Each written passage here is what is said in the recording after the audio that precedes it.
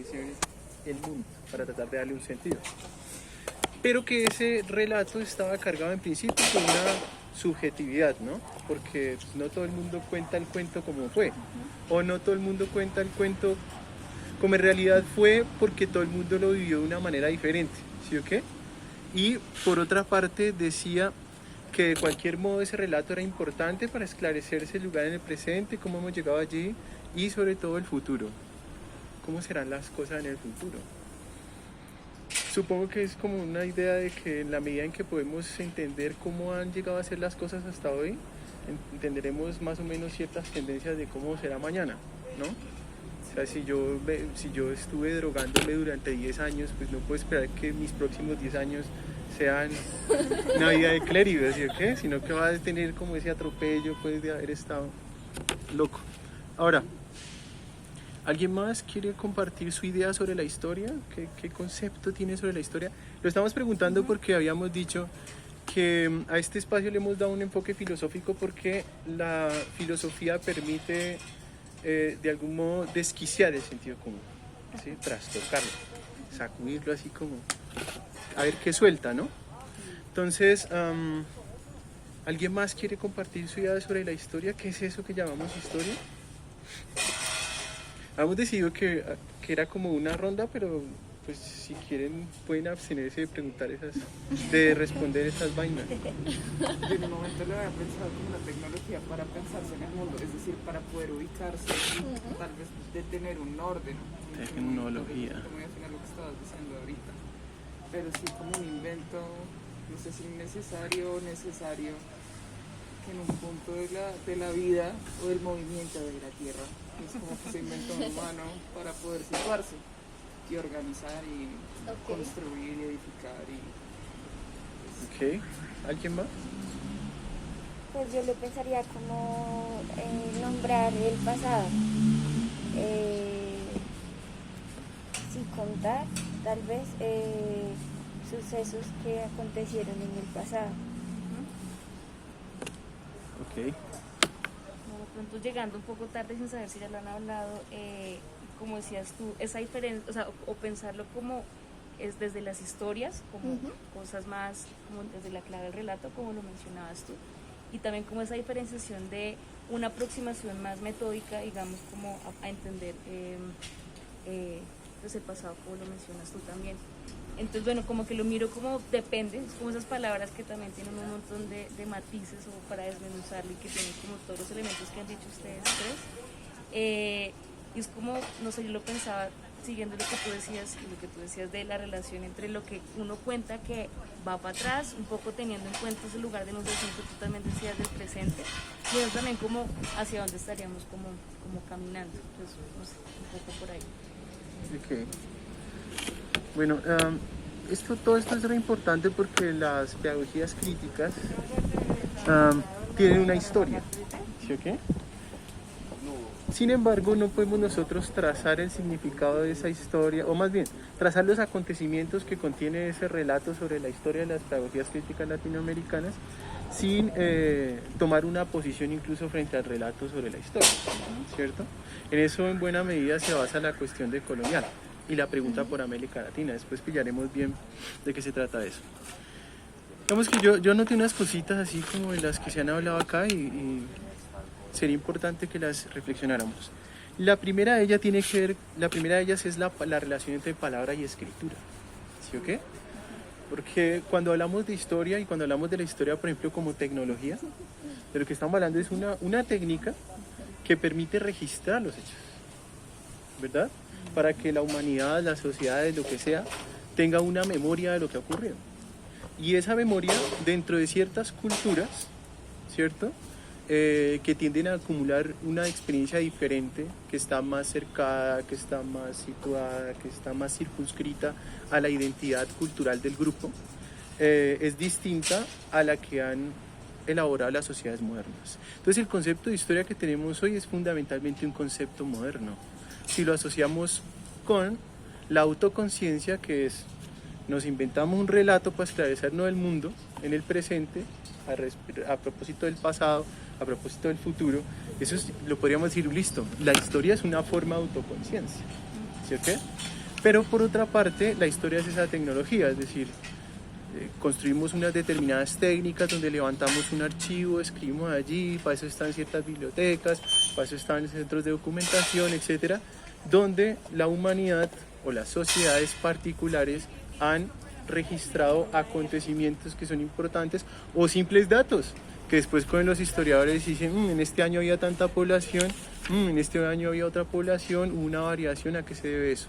Entonces, se atravesó una enfermedad, bla, bla. Entonces, este concepto de historicidad hoy es un concepto que está atravesado por diferentes disputas a propósito de la modernidad, ¿cierto? Porque si es un hecho moderno y luego viene alguien y cuestiona la berraca modernidad, pues automáticamente está cuestionando todo lo que la modernidad implica, entre ellos nuestra conciencia histórica.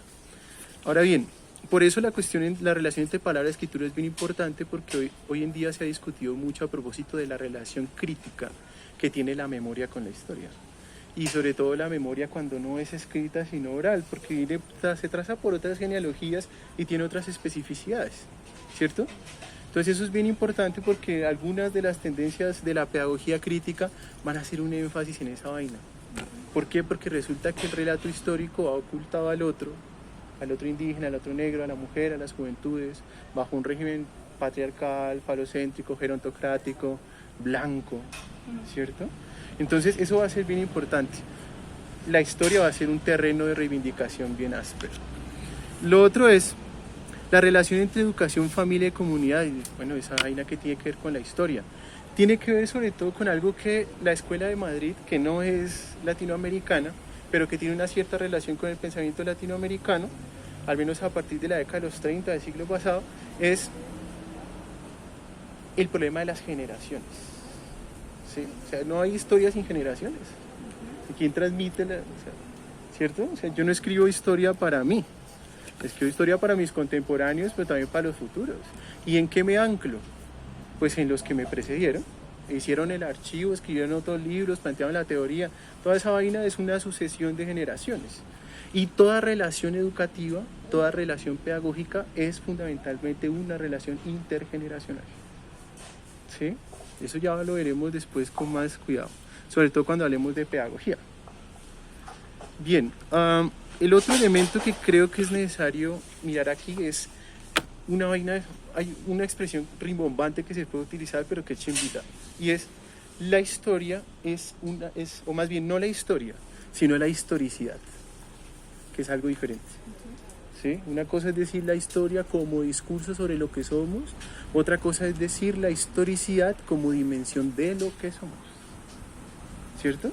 Entonces, cuando hablamos de la historicidad como dimensión de lo que somos, estamos hablando fundamentalmente de que esta entidad humana que somos todos nosotros, bueno, yo no sé hasta qué punto sea humano, ¿no? Hay que mirar. Sí. Sobre todo cuando la gente... ¿Ah? Transhumanismo. No sé. Yo lo decía por la enfermedad mental y eso todo.